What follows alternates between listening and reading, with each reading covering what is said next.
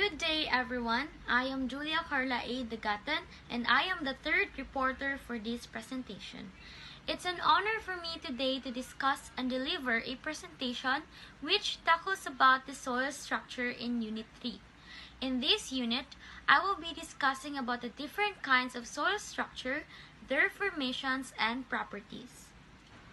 To start off, what is soil structure?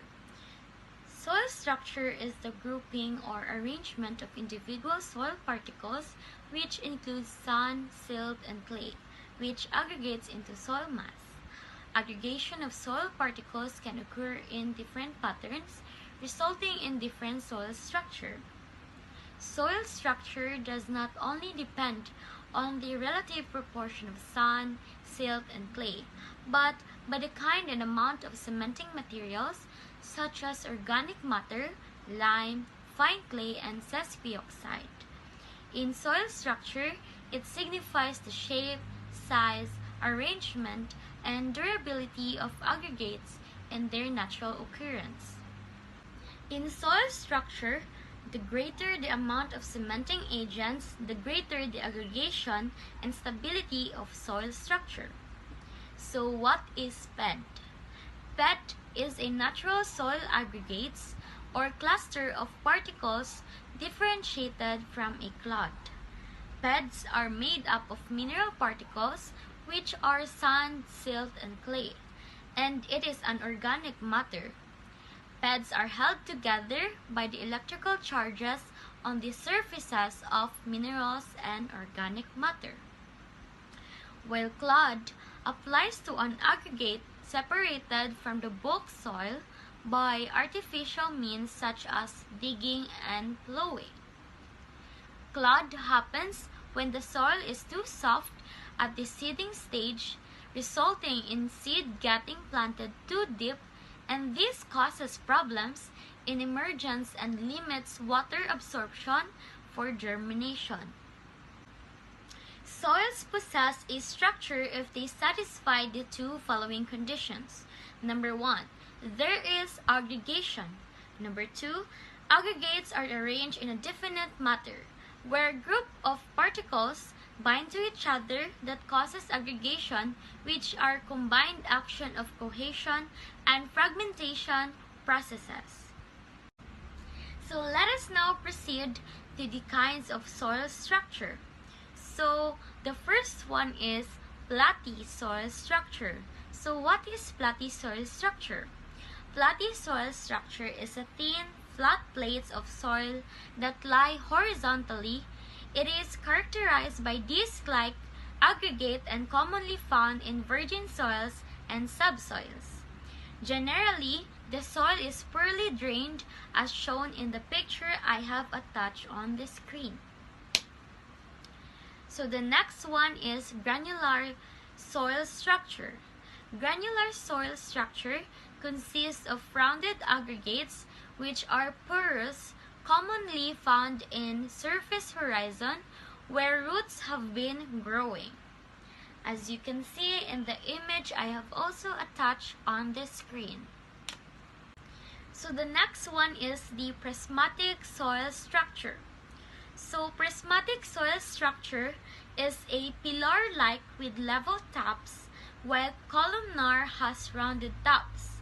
Commonly occur in subsoils, in soils of arid and semi-arid regions, as I have also attached an example on the screen. So the next one is the single grain soil structure. So what is single grain soil structure? Single grained is the soil that is broken into individual particles that do not stick together. Always accompanies a loose consistency found in sandy soils, which I have also attached an image for you to see on the screen. And lastly, the last soil structure is the blocky soil structure. So blocky soil structure is a cube-like edges are sharp and rectangular faces are distinct. Some are more or less rounded, common in clay subsoil, particularly in humid region. As you can see on the image I have also provided on the screen. And now, I am also going to tackle about the formation of soil structure. So in this part, there are called major cementing agents in soil structure formation. Number 1, fine clay. Fine clay is a negative forces of the clay attracts water molecules. They in turn attracts surrounding cations. It is comprised of very fine material, particles, and not much organic matter. Number 2, sesquioxide. Sesquioxide is the oxides of iron and aluminum, which are the weathering products of Fe and Al, which is the iron and aluminum rich primary silicates. Number 3, organic matter. So organic matter is humus bind particle together, and decomposition of organic matter produce byproducts of microbial metabolism, which act as the cementing substance, which consists of 3 primary parts, including small plant residues, small living soil organisms, decomposing organic matter, and stable organic matter. And lastly is the adsorbed cations. Calcium and sodium ions hydrates with different thickness of water molecules. So the next topic for soil structure I am going to tackle about is the soil management related to soil structure. So the first one is organic matter for sandy soils. Sandy soils have good aeration and drainage, but easily becomes dry and drought. Adding organic matter helps increase water holding capacity of the soils. Sandy soils usually contain very little clay or organic matter, and they don't have much of a crumb structure. That is why organic matter could help. And the next one is proper tillage of clay soil. Not to be tilled when the soil is too wet because it tends to puddle the soil.